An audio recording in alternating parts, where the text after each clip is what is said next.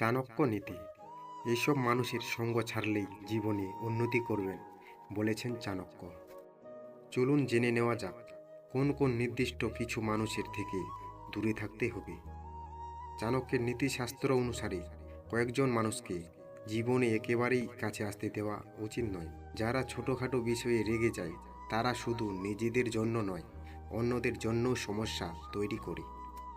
কারণে অকারণে তাদের সঙ্গে আপনার খারাপ কিছু ঘটতে পারে। কিছু আচরণ আপনার জীবনকে নরক করে তুলবে। যে ব্যক্তি ছোটোখাটো বিষয়ে রেগে যায় তাকে কখনো বিশ্বাস করবেন না। এদের থেকে দূরে থাকাই ভালো। একজন স্বার্থপর ব্যক্তি সর্বদা নিজের সুবিধার জন্য কিছু করে পেলে এ ধরনের লোকেরা অন্যের ক্ষতি করবে। যারা অকারণে অন্যের প্রশংসা করে তাদের থেকে সবসময় দূরে থাকুন।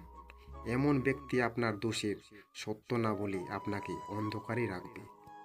আর নিজেদের স্বার্থকে প্রমাণ দেয় তাদের থেকে দূরে থাকতে হবে।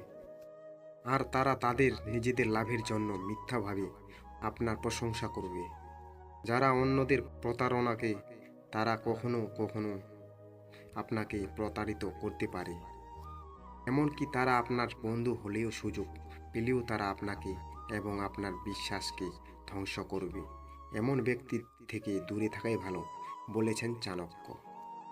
যে ব্যক্তি অন্যের গোপনীয়তা গোপন করতে পারে না সে আসলে বিপজ্জনক। আপনি যদি এই ধরনের লোকেদের কোনো গোপন কথা বলেন তারা আপনাকে কষ্ট দিতে ব্যবহার করবেন। যে ব্যক্তি গোপন রাখতে পারে না সে আপনার জীবনে অনেক ক্ষতি করতে পারে। এই ধরনের লোকেদের থেকে সবসময় দূরে থাকাই ভালো। আরও চাণক্য নীতি বলেছেন, প্রশংসা যত ইচ্ছা করো কিন্তু অপমান ভেবেচিন্তে করো। কারণ অপমান হলো সেই ঋণ যা সুযোগ পেলে সবাই সুদ সমেত ফেরত দেয়।